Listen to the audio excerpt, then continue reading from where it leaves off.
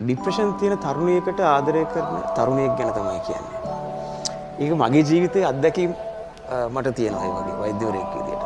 ඒතර ඒක හරි සුන්දරයි. ඒක සුන්දරයි කියලා කියන්නේ හරි විරලයි. ඔහු දැනගෙන තමයි ආදරය කරන්නේ. ડિප්‍රෙෂන් තියෙනවා කියලා දැනගෙන. ඔව් දැනගෙන තමයි ආදරය කරන්නේ. ඒ අයට ආදරය ගොඩක් අවශ්‍යයි. ඇත්තටම ඒ අයට තමයි ආදරය නැති වෙන්නේ. ඇත්තටම කවිංග මේ දැන් ඒ ගීතයේ අවසානයේදී ඇයගේ ජීවිතයට හානි කරගන්නවා. එතකොට ඒ වගේ සියදිවි හානි කර ගැනීම වලින් ආසන්න වශයෙන් 3000ක් විතර ලංකාවේ නැතිනවා. අවුරුද්දකට. ලෝකෙ ලක්ෂ 8ක් විතර. ලෝකෙ මිලියන 200කට වගේ ලෝකෙ ડિප්‍රෙෂන් කියන තත්ත්වය තියෙනවා. එතකොට සියදිවි හානි කර ගැනීම වලට ප්‍රධාන හේතුවක් තමයි ડિප්‍රෙෂන් කියලා කියන්නේ.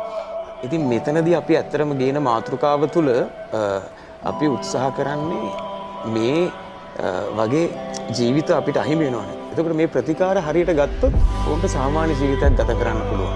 ඒ නිසා අන්නේ පණිවිඩය තමයි මෙතනින් අපි ගෙනියන්න උත්සාහ කරන්නේ මේ ලස්සන ඒ කියන්නේ සෞන්දර්යාත්මක දෙයක් එක්ක සමාජ පණිවිඩයක් ගෙනියන්න තමයි උත්සාහ කරන්නේ. එහෙම කළා ඉතින් අපිට එක ජීවිතයක් හරි බේර ගන්න පුළුවන් වුණොත් මම හිතනවා ඒක වටිනවයි කියලා. තව මේ කියන්නේ අපි ඩිස්කෂන්ස් ඉස්සරහට කරන්න බලාපොරොත්තු වෙනවා.